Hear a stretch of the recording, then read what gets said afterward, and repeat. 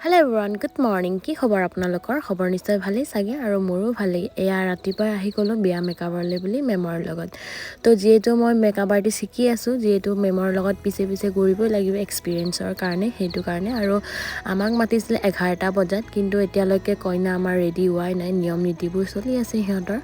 আৰু আজি বিয়াটো আছে বালিপাৰাত আৰু আমাৰ সেইজনীৰ উৎপাত কেতিয়াও কম নহয় একাডেমিটো বহুত বেছি উৎপাত কৰি আমি ক্লাছ কৰি থাকোঁ আৰু মেকআপ কৰিব আহিছোঁ এয়া বেলেগৰ ঘৰটো উৎপাতটো এৰাই নাই বহুত ডিষ্টেঞ্চত আছোঁ তথাপিও আমাৰ ইচাৰাই কাপি হে বুলি কয় নহয় সেনেকৈ হৈ গ'ল তাৰপাছত ইফালে আমি বস্তুবিলাক চিজিল কৰিবলৈ আৰম্ভ কৰিলোঁ কাৰণ কোনটো বস্তু কেতিয়া লাগে আমি ধুনীয়াকৈ এনেকৈ চিজিল কৰি ৰাখিবলগীয়া হয় আৰু মেমে যি বিচাৰে সেইটোৱে আমি হাতত দিবলগীয়া হয় আৰু প্ৰয়োজনীয় বস্তুবোৰ যিমানখিনি আমি ধুনীয়াকৈ ওলাইছোঁ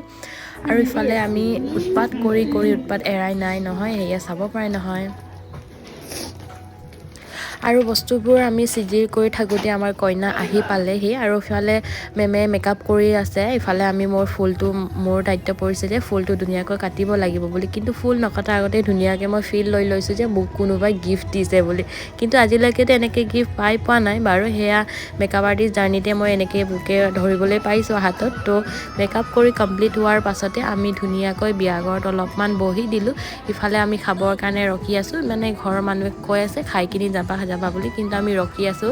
মানে খালী হোৱা নাছিলে আমি ৰখি থাকোঁতে মানে এনেকৈ মানে উৎপাত কৰি থাকিলোঁ বিয়া ঘৰটো আৰু এই আমাৰ মাজৰজনী একো নাখায় বোলে আজি তাৰপাছতে আমি কাবাব মে হাড্ডি নিচিনা হৈ আছে ইফালে মোৰ ইমান ভোক লাগি আছে ইফালে ই নাখায় আৰু মই মানে বেলেগ ছাইডত বহিবলৈ মন নাই আনকমফৰ্টেবল ফিল হৈছে আৰু মই কৈছোঁ তুমি নোকোৱাজনী মোৰ চিটত আহি যাওঁ মই খোৱাজনৰ লগতে মই থাকিম তো ধুনীয়াকৈ প্লেন ছাকচেছ হ'ল আৰু খাই বৈ কিনে আহিলোঁ বা